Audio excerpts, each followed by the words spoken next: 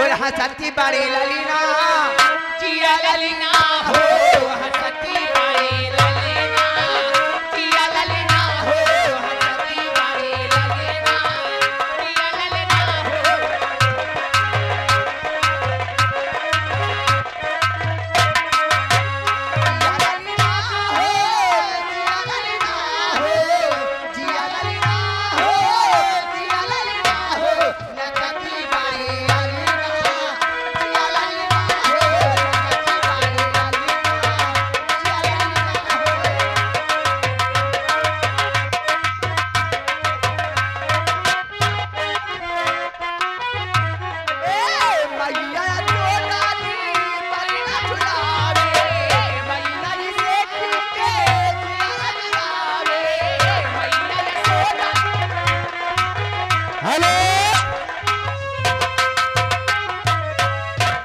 चालू हो जाएगी। और बेशक तुम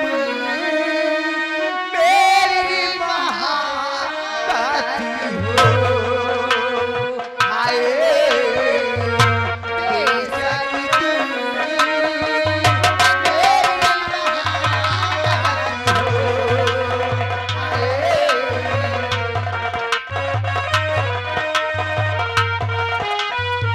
हेलो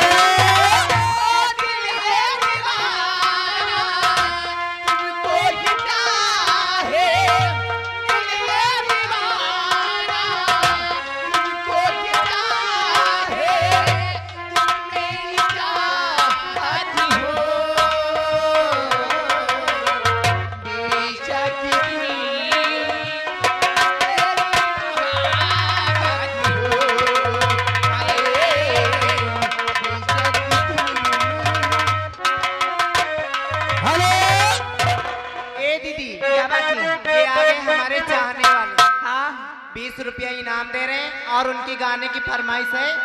हमें इश्क है तुम्ही से। अच्छा हाँ और मुझे गीत है तुम्ही से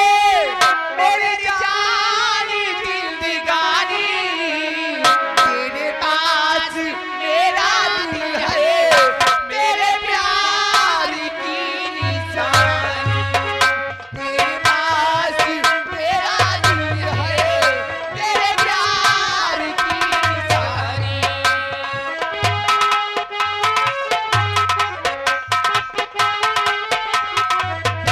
मुझे इश्क है तुम्ही से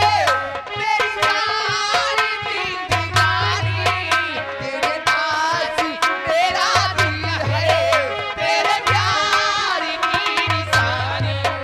तेरे पास मेरा दिल है तेरे प्यार की निशानी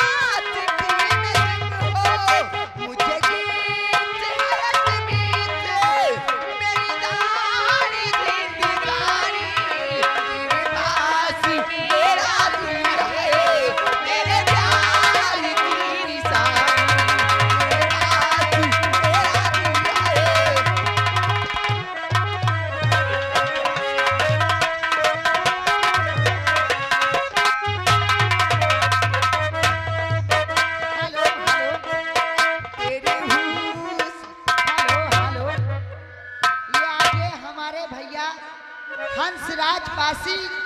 उदारी निवासी अच्छा और लाल के पुरावा के रमेश भैया जहाँ कहीं भी हो स्टेज के बगल में आकर संपर्क कर लें। बच्चे तमाम बने तो आओ का करिए बोला है